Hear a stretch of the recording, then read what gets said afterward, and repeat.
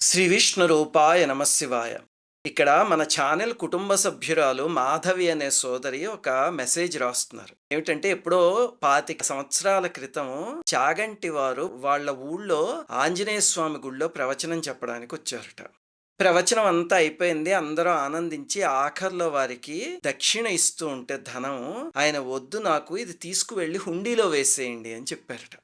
అది ఆలయానికి ఉపయోగపడుతుంది అని. వాళ్ళేం చేశారు, ఆయన ప్రవచనం చెప్పడానికి వచ్చారు కదా, ఎలాగైనా ఆయనకి ఆ ధనం చేరాలి అని చెప్పి కండువాలో పెట్టేసేసి ఇచ్చేసారట.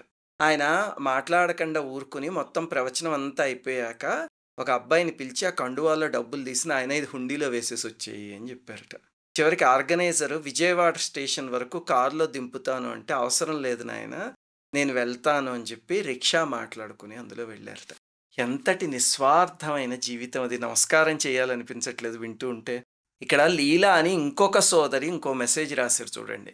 ఆవిడ ఒకసారి ఒక హిజ్రాతో మాట్లాడారట. ఆ హిజ్రా చెప్పిందిట, నా జీవితంలో ఎంత కష్టపడ్డానో నేను తెలియదు, అలాంటిది వారి ప్రవచనాలు వింటూ ఉంటే నాకు చాలా ఆనందం కలుగుతూ ఉంటుంది. నేను ఫోన్లో వింటూ ఆయన ప్రవచనం రాసుకోవడానికి ఒక పుస్తకం కొనుక్కున్నాను, మూక పంచశతి, ఆయన చెప్తూ ఉంటే విని పుస్తకంలో రాసుకుంటాను అని చెప్పిందిట. ఇది వారి ప్రవచనాల యొక్క రీచ్ని తెలియజేస్తుంది. పండితుల్ని, పామరుల్ని, ఎవరినైనా, ఏ ఉపాధిలో వాళ్ళనైనా సరే ఆ ప్రవచనాలు ఆకట్టుకుంటాయి అని చెప్పడానికి ఇది ఒక అద్భుతమైన సంఘటన. ఇంతకీ ఇవన్నీ ఎందుకు చెప్తున్నారండి అంటే, 14 జూలై చాగంటి వారి జన్మదినం.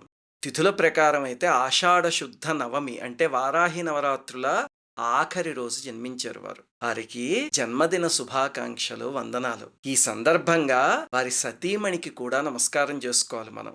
ఎందుకంటే ఇందాక నేను పైన చెప్పిన సంఘటన ఉంది కదా, ఎక్కడా ఎవరి దగ్గర రూపాయి తీసుకోకుండా నిస్వార్థంగా వారు వేలాది ప్రవచనాలు చెప్పారు. ఇదే భార్య ఒక్కసారి ఇంట్లో ఎందుకండి ప్రతిరోజు ఇది, దీనివల్ల మనకు ఒక్క పైసా ఆదాయం వస్తుందా, అక్కర్లేదు మానేయండి అని ఉంటే ఆ ప్రవచన యజ్ఞం అలా కొనసాగేది కాదు కదా.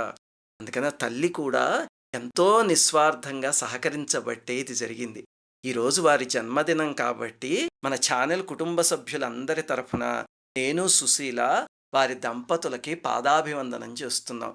ఇలాంటి జన్మదినాలు వారు ఎన్నో జరుపుకోవాలని, వారి ప్రవచనాల ద్వారా ఇంకొన్ని లక్షల మంది తెలుగు వాళ్ళని ఆధ్యాత్మిక రంగంలో నడిపించే శక్తి అమ్మవారు వారికి అలాగే ప్రసాదిస్తూ ఉండాలని కోరుకుంటూ శ్రీమాత్రే నమః.